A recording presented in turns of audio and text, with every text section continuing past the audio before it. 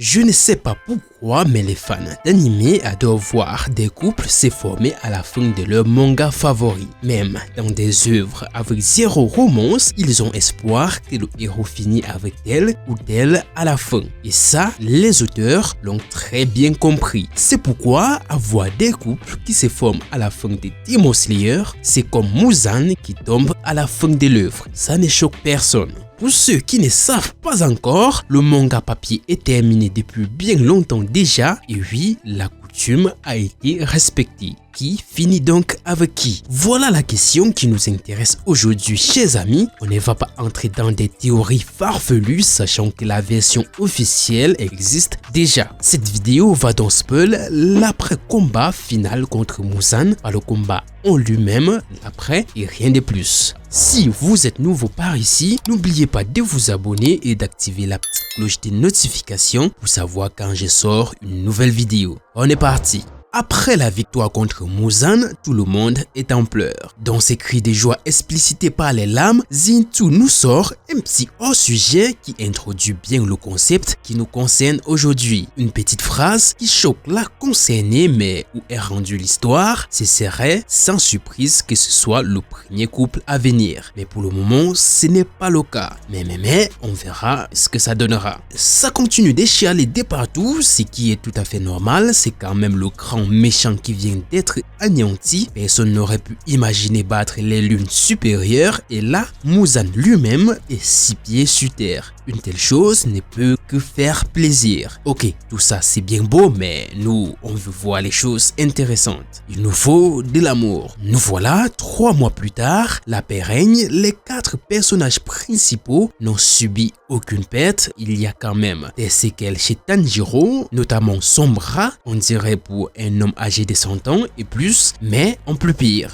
Un centenaire peut utiliser son bras, ce que Tanjiro ne peut faire. La limite de l'utilisabilité s'arrête au coude, le reste c'est juste un bois accroché à lui. Il y a aussi l'un de ses yeux qui ne fonctionne plus, il l'avait complètement perdu lors de l'affrontement contre Muzan. Là, il ne voit carrément plus avec cet œil. Quant aux 3 autres, ne vous inquiétez pas pour eux, ils pètent la forme, comme jamais. L'organisation des profondeurs est dissoute. Après ces événements, il ne restait plus que 2 piliers, mais on a le plaisir de revoir Tengen avec ses 3 charmantes femmes, même s'il n'a plus servi à rien depuis sa retraite. Normal, c'est une retraite, il a quand même prouvé qu'un japonais pouvait aussi être polygame. Seule condition, être BG et gros muscu. Faut pas oublier les conséquences de tout ça. La violence entre les femmes, c'est indéniable. Enfin bref, ils sont là pour voir Tanjiro bien évidemment car il est remis sur pied. Le père de Rengoku et son Benjamin ne manquent pas à l'appel. En fait, tous les pourfendeurs sont là, tous ceux dans l'association sont là pour le petit Tanjiro. Il est devenu plus que le petit héros de départ. À ce stade de l'histoire, il peut marier n'importe qui. Une légende confirmée. Qu'est-ce qu'il y a de plus sexy que ça dans les shonen qu'être le héros final, le plus grand de tous? Il n'y a rien qui surpasse ça, donc s'il dit « Toi, je t'épouse », évidemment que tu l'épouses. Blague à part. Une personne qui n'a pas du tout changé, c'est Inosuke. Il fait partie des héros de guerre, mais force est de constater que seule sa force a pris un coup de boost. Quant à son cerveau, c'est resté le même. Il suit son odorat comme un chien et pique de la bouffe, alors qu'il pouvait juste demander qu'on lui fasse des repas de la taille que Mitsuri son filet. En vrai de vrai, on l'aime bien comme ça, notre Inosuke. L'histoire est passée si vite sans que le temps lui ne passe. On essaie à la fin, mais ils sont toujours des enfants, pratiquement pareil qu'au premier chapitre de l'œuvre. Alors, pour continuer notre histoire, Kanao lui sert normalement et il est tout kawaii. Est-ce que c'est notre potentiel deuxième couple? Je pense que c'est... Bon. Faut pas prendre des conclusions hâtives. C'est pas à cause d'un petit plat qu'il faut associer 2 personnages. Faut pas abuser non plus. De toutes les façons, on y est presque. Les fameux couples, évidemment, le couple Gold, le tout premier de tous ne peut qu'être celui de Tanjiro. Et l'indice le plus explicite est celui où Tanjiro et Kanao, encore elle, passent un super moment. Tous les ingrédients sont là. Les feuilles de l'arbre près d'eux qui sont telles des fleurs qui les arrosent, couplées à leur air gêné, sans oublier la fierté qu'on peut lire dans les yeux de chacun, la fierté d'être à côté de l'un et de l'autre. Réunis tout ça, c'est tout à fait l'ingrédient parfait pour former un couple à la fin de cette histoire. Il n'y a pas de doute là-dessus, Tanjiro et Kanao, c'est le couple goal. Ça, c'est une scène qui annonce notre premier mariage de l'œuvre. Faut-il confirmer? Ouais, je pense qu'on va confirmer parce qu'on peut bien avoir des surprises, mais je pense qu'on est bon. En fait, c'est pas le premier couple, c'est le deuxième parce que le tout premier est teasé depuis fort longtemps. Nezuko et bien évidemment Zenitsu. C'est clair comme de l'eau de roche. Personne ne pourra changer cette fin, ces deux-là, c'est ensemble. Pour le moment, seul Nezuko semble dans le déni, mais t'inquiète, elle va revenir à la raison. En plus, elle aura le plus charismatique de l'œuvre. Ce n'est pas le plus fort, mais c'est un bon parti. Parce que si on doit partir sur le plus fort, là présentement, on parlerait de son frère. Et ça, il n'y a pas moyen de moyenner. À la fin du chapitre 204, Tanjiro et sa bande prennent le chemin pour rentrer chez eux. N'oublions pas que l'organisation n'existait plus aucun ennemi en vue car Muzan est désormais un souvenir et les piliers, il en reste plus que 2. 3 avec Tengen, mais vu qu'il est un retraité depuis la saison 2, autant pas le compter. Reste dans ce 2. Le chapitre 205 est le dernier chapitre du manga. Un chapitre qui ne peut que nous montrer le bonheur et la prospérité de tout un chacun afin de clore de la plus belle des manières, la plus cucu possible. Ou pas. On est relancé. Première page. On a 2 petits dont on ne connaît pas. Mais vu les présentations, ils font partie de la famille Kamado. La logique voudrait que ce soit les enfants de Tanjiro, sauf qu'on ne sait pas combien de temps se sont écoulés. Et peu importe ce temps, on n'aura pas de mariage puisqu'on est déjà dans le futur. À moins qu'il y ait un flashback. Pas grave, de toutes les façons, on veut juste savoir qui finit avec qui. L'un de ces 2 nouveaux personnages, c'est Sumiyoko, la photocopie de Tanjiro, un peu trop même, c'est clairement un Tanjiro en fait, et celui de 16 ans, Kanata, la photocopie d'une certaine personne. En plus, il porte le même début de nom que celle-là. Vous voyez de qui il s'agit. La planche suivante, c'est toujours eux allant à l'école avec 2 personnages supplémentaires, sans plus sûrement leurs frères et sœurs. On ne nous dit rien sur le temps qui s'est écoulé et rien sur le passé. On n'a toujours pas confirmé que Kanao a fini avec Tanjiro, mais ça, je pense qu'on y est. Là, on constate que l'histoire de Tanjiro est dans les écrits, c'est devenu clairement une histoire, genre un conte, et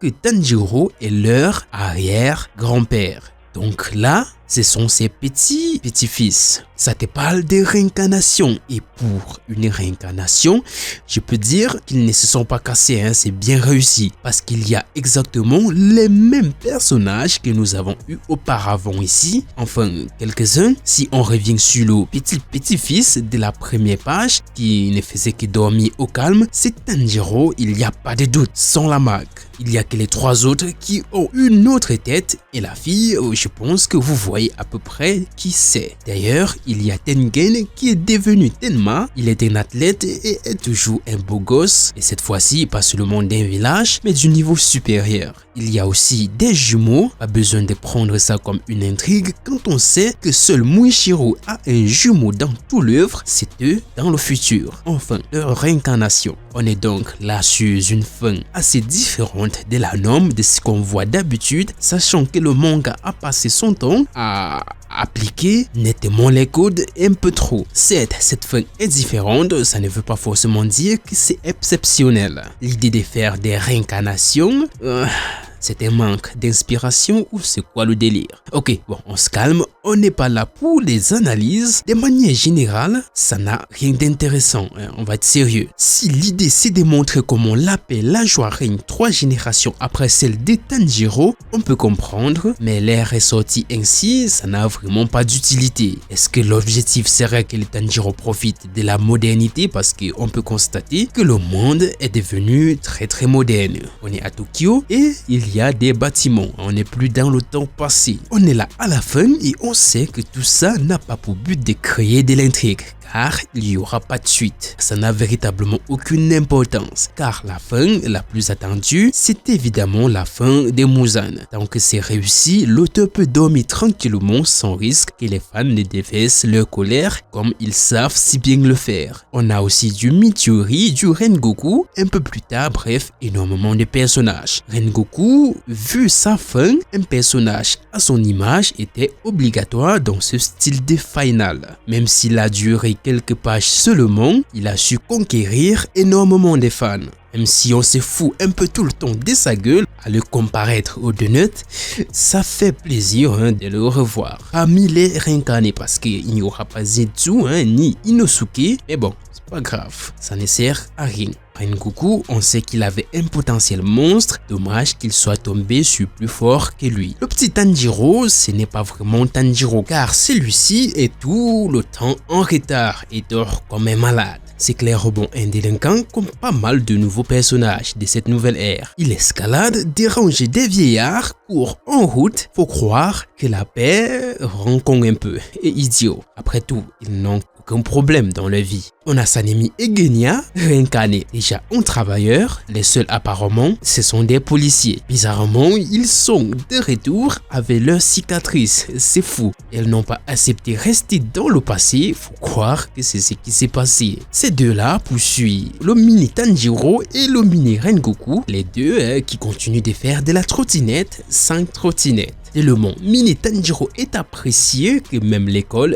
veut qu'on les chope. Mais les deux escaladent. Sacrée jeunesse, est-ce qu'une suite potentielle de la sorte peut donner envie? Peut-être, je dirais, peut-être pas aussi. Je ne peux pas parler pour vous. En ce qui me concerne, Kimetsu no Yaiba n'est pas incroyable comme manga. Faire un truc meilleur basé sur le précédent peut être un peu plus simple à réaliser que de partir de zéro. C'est mon simple avis. Pour ce qui est enfin des couples, Tanjiro finit avec Kanao, Zetsu finit avec Nezuko et enfin Inosuke finit avec Aoi. Ça ne fait que confirmer ce qu'on disait, il n'y a que Inosuke qui est nouveau, donc voilà ce qu'il en est. On a cette image de l'ère Tanjiro et c'est ce qui marque la fin de l'œuvre. On ne nous montre pas qu'ils sont mariés, mais bon, Tanjiro et Zetsu, c'était évident, donc rien de surprenant. Voilà, c'est tout pour cette vidéo. À toutes pour une toute nouvelle. N'oubliez pas de vous abonner. C'était The Gab.